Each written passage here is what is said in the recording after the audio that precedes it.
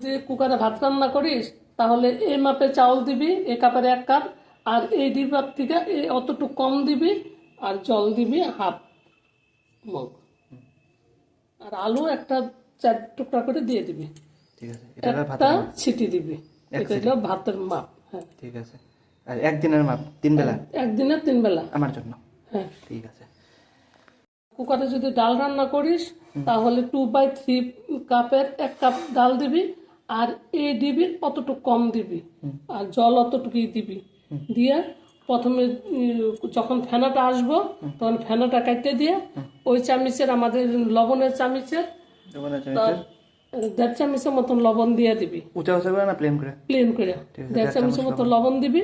লবণ দিয়ে একটা সিটি দিয়ে রেখে দিবি। আর ঘুটনা দিতে লাগলে? ঘুটনা দিতে লাগলে ঘুটনা দিবি, দিয়া জল দিবি, দিয়া ওই যে কালো জিরা শুকনো লঙ্কা সম্বার দিবি। আর লাইলে কাঁচা লঙ্কা? নাহলে কাঁচা লঙ্কা একটা ফাইডা দিবি, এমনি কাঁচা লঙ্কা দিতেই হয়। কাঁচা লঙ্কা একটা ফাইডা দিয়ে তুই জল যদি পরে লাগে দিয়ে নিয়ে পরে খাবি। আর 1 সিদ্ধ জায়গায় ডালিয়ার জায়গায় চাউল হইব, আর সম্বার হইব না। আর তোর ইচ্ছে হলে তুই সম্বারও দিতে পারিস।